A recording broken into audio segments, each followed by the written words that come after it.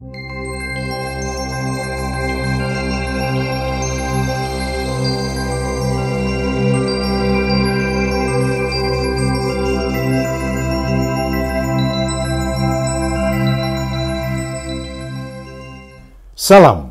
Sukses, kaya raya, sehat walafiat. bahagia, sejahtera. Saya Priya Utikdoyo. Bersama kali ini Ki Altro. Ki Altro, saya ingin menanyakan tentang surga dan neraka itu psikologis atau geografis? Nah, kalau kita tinjauannya geografis, geo itu kan artinya tempat. Ya. Ya.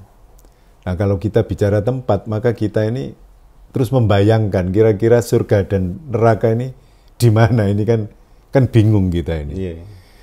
Kalau kita ngomong, katakanlah selama ini yang sering kita dengar dari guru-guru kita ketika kita masih sekolah, bahwa ada yang mengatakan bahwa surga dan neraka itu nanti ada di langit ketujuh. Nah, ternyata langit ketujuh itu hanya pandangan batasan kita saja, pandangan batasan mata kita melihat ke atas gitu. Seperti kita melihat gunung dari kejauhan juga warnanya biru gitu. Saya kira itu, Mas Priyo. Tapi kalau tinjauannya itu dari psikologis, maka surga dan neraka itu bisa kita ciptakan saat ini juga gitu loh. Karena apa? Berdasarkan yang kita ambil dari beberapa kitab suci ya, bahwa surga dan neraka sebenarnya itu ada ketika kita ini masih menarik dan menggembuskan nafas. Artinya bahwa surga dan neraka itu ya ada di dunia ini, sudah ada gitu. Sudah ada. Kondisi pikiran kita sendiri. Betul. Jadi gini, kalau kita mengatakan bahwa surga dan neraka itu tinjauannya dari sisi psikologis, maka kita ini bisa menciptakan neraka atau kita ini bisa menciptakan surga. Contoh misalnya seperti ini. Kita bisa menciptakan surga ketika kita masih hidup ini, manakala kehidupan kita, khususnya pikiran kita, itu selalu tenang, tentram, kehidupan kita dengan keluarga itu bahagia, bagaimana anak-anak kita, istri kita, orang tua kita, semuanya bisa hidup bahagia, tentram, senang, sejahtera, semua kebutuhan hidup itu hampir tidak ada masalah. Artinya semua kehidupan itu tercukupi. Plus ditambah dengan kondisi negara yang stabilitas politiknya terjamin, tidak seperti di Burundi tadi, Mas. Iya. Gitu loh. Kalau seperti di Burundi tadi itu kan seperti kehidupan di neraka, Mas. Iya. Mas Priyo. Gitu loh. Jadi surga itu bisa kita ciptakan manakala pikiran kita itu dalam kondisi tenang. Seperti kita pada gelombang alfa, bahkan pada gelombang theta yang tenang gitu. Sehingga semua apa yang kita angan-angankan itu bisa berjalan dengan baik. Itulah sebenarnya kondisi surga di dunia tinjauannya dari sisi psikologis. Dan sebaliknya, Mas Priyo, neraka adalah antitesanya tadi, bahwa kondisi itu seperti resah, gelisah, susah, cemas, paranoid. Wah, hampir tidak percaya dengan sesama manusia. Mungkin karena traumatis masa lalu, pernah ditipu temannya, pernah dibohongi pacarnya, kena PHP, pemberi harapan palsu ya. Nah, seperti itu kan orang bisa mengalami paranoid gitu. Saya kira itu, Mas Budi. Ya, secara geografis sendiri surga di Google Map juga enggak ada ini. Iya, betul di Google Map enggak ada. Itu yang sulit kita nyarinya. Ya. Jadi kalau di langit ketujuh katanya langit ketujuh itu yang biru-biru itu sebenarnya hanya batas pandangan mata kita. Gitu. Batas manusia mampu berpikirnya di situ. Iya, jadi mata kita ini jarak pandangnya itu hanya sebatas warna biru itu. Seperti kita melihat gunung dari jauh itu, warnanya biru, setelah kita dekati ternyata itu bebatuan. Gitu. Sebenarnya setiap orang bisa mengkondisikan bagaimana saya berada di surga saya, bagaimana di neraka saya gimana menghindari neraka itu. Bisa sebenarnya. Bisa, iya, bisa, dan sangat bisa. Memang itulah sebabnya, Mas Priyo, dikatakan bahwa hidup adalah pilihan. Maksudnya itu, bahwa hidup pilihan itu, ketika kamu di dunia itu kamu milih hidup di surga atau kamu itu milih hidup di neraka. Kalau orang itu memilih hidup itu di neraka, ini ngomong konteks perkawinan misalnya. Misalnya Mas Priyo punya teman, menikah, membangun rumah tangga, kan gitu. Tapi kalau yang namanya pasangan ini tidak menyadari, sekarang saya mau tanya sama Mas Priyo, apa sih pasangan itu kalau menurut Mas Priyo apa? Belahan jiwa, gitu ya. Itu bagus Mas, kalau pasangan itu belahan jiwa. Sebenarnya kalau kita ngomong konteks pasangan secara umum, ya seperti kayak sandal. Pasangan itu ada kiri, ada kanan. Ada sepatu ya gitu Mas, ada kiri, ada kanan. Namanya pasangan. Jelas yang namanya pasangan, sepasang pengantin itu kan, bahasanya kan gitu. Sepasang pengantin membangun rumah tangga. Jadi kalau namanya aja sepasang, tentu ini tidak sama Mas. Iya kan, satu kiri, satu kanan kan nggak sama. Tentunya menyamakan persepsi kan kalau orang membangun rumah tangga. Nah, kalau orang itu tidak ingin dalam rumah tangga itu seperti orang membangun neraka jahanam ya. Opposite neraka jahanam dalam perkawinan, ya setiap hari bertengkar. Ada kesalahan sedikit bertengkar. Karena dia tidak memahami bahwa pasangan tadi mau tidak sama. Satu kiri, satu kanan. Misalnya, istrinya hobinya renang, ya. Suaminya hobinya main sepak bola kan sudah tidak sama. Yang satu pergi ke kolam renang, yang satu pergi ke lapangan sepak bola. Ini contoh.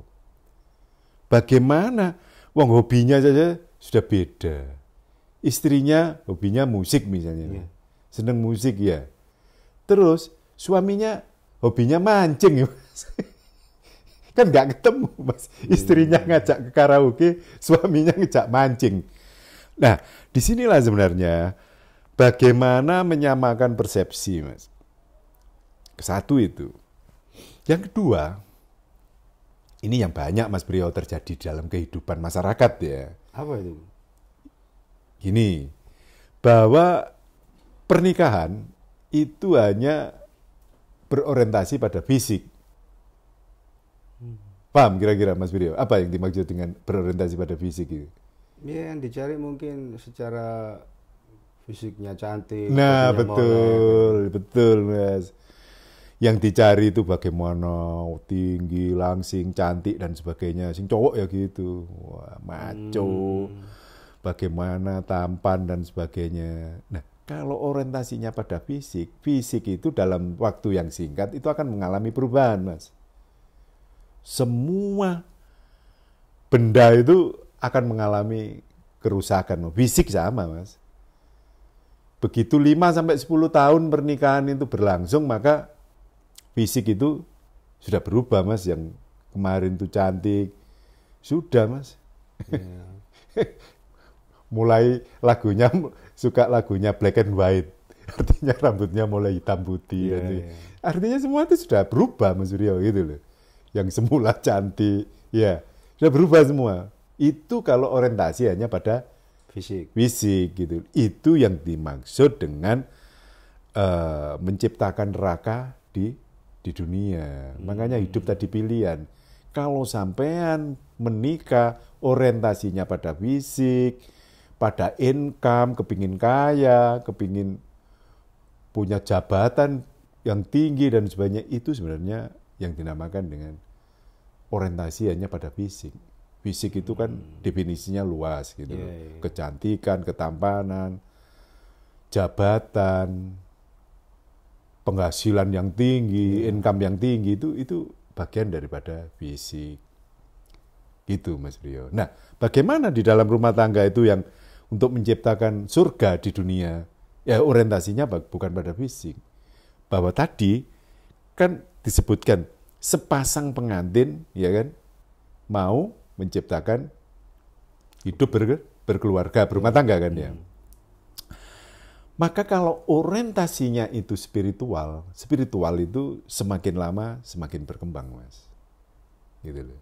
Artinya bahwa usia pernikahan itu semakin hari tidak semakin jauh, tidak ada pertengkaran, tidak ada perselisihan, karena orientasi itu pada spiritual. Karena spiritual itu yang dilihat itu bagaimana perkembangan pernikahan itu.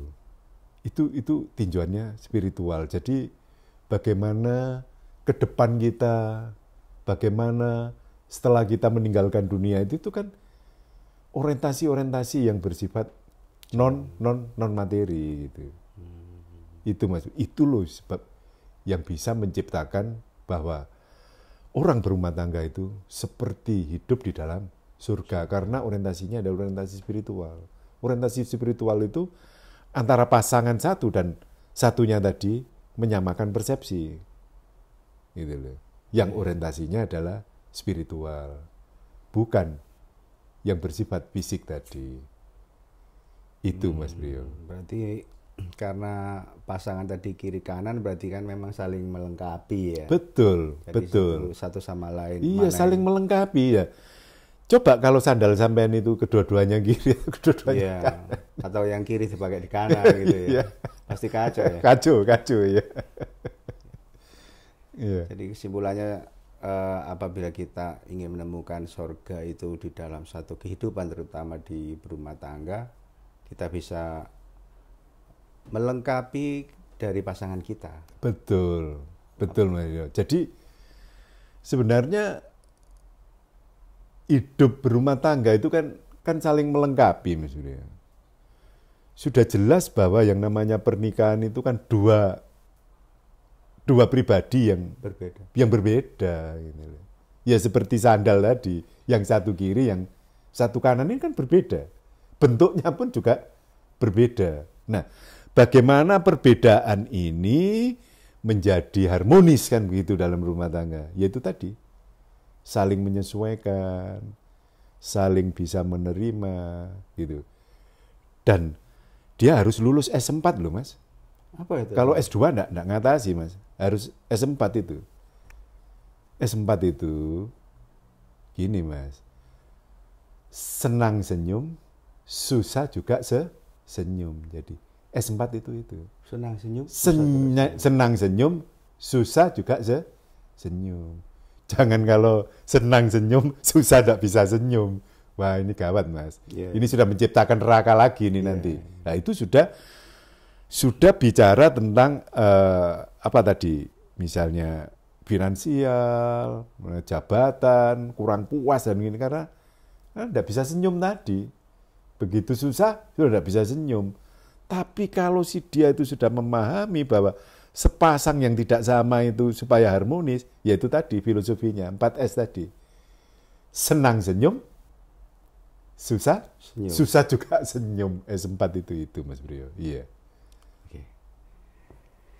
Oke, Kialtru mungkin sekarang